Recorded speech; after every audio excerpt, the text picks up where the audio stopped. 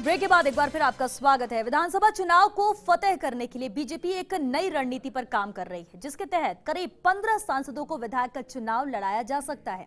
मकसद यही है कि एंटी इनकम्बेंसी को कम किया जाए। वही रणनीतिकारों का मानना है कि चेहरों की अदला बदली से संभावित नुकसान की भरपाई हो सकती है। लोकसभा चुनाव 2014 में राज्य की बीजेपी ने 100% जीत के मद्देनजर कुछ विधायकों को सांसद का चुनाव लड़ाया था। इनमें ओम बिरला, बहादुर सिंह कोली, सांवरलाल जाट और संतोष अहलावत प्रमुख नाम रहे थे। ये चारों विधायक सांसद बने थे और इनकी खाली हुई सीटों पर विधानसभा का उपचुनाव हुआ था। इसके पीछे कारण एक ही है कि पहले विधानसभा चुनाव जीता जाए और फिर लोकसभा का। एक बार फिर बीजेपी पुराने फॉर्मूले को नए तरीके से अपना सकती है। बीजेपी अब लोकसभा सांसदों को विधानसभा चुनाव 2018 में आजमाने का मन बना रही है। ऐसे कई सांसद हैं जिनको बीजेपी 2018 के विधानसभा चुनाव में उतार सकती है।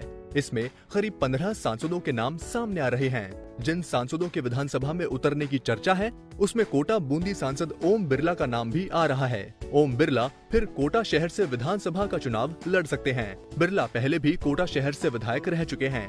गंगानगर हनुमानगढ़ से सांसद निहाल चंद मेघवाल का नाम भी चर्चा में है। निहाल चंद मेघवाल को रायसिंह नगर से विधानसभा सीट से मैदान में उतारा जा सकता है। निहाल चंद पहले भी रायसिंह नगर से विधायक रह चुके हैं। भरतपुर से सांसद बहादुर सिंह कोली को वैर या फिर बयाना सीट से चुनाव मैदान में उतारा जा सकता है। बहादुर सिंह कोली पहले भी विधायक रह चुके हैं।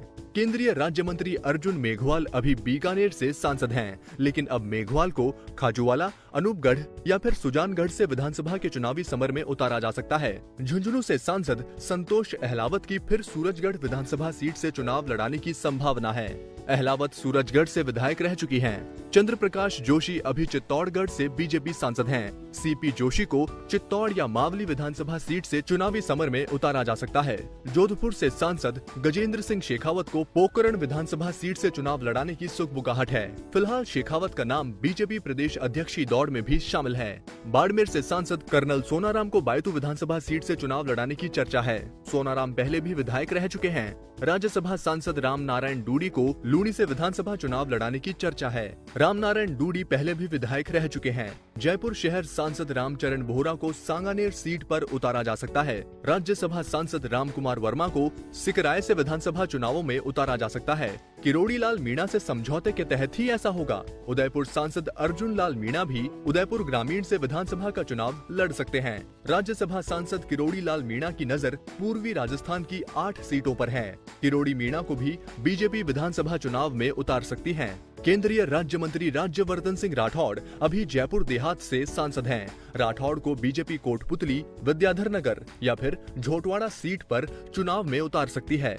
राज्यसभा सांसद भूपेंद्र यादव को भी विधानसभा चुनाव में उतारने की सुगबुगाहट है। भूपेंद्र यादव को तिजारा, मुंडावर, बहरोड़ या फिर झोटवाड़ा से चुनाव मैदान में उतारा जा सकता है।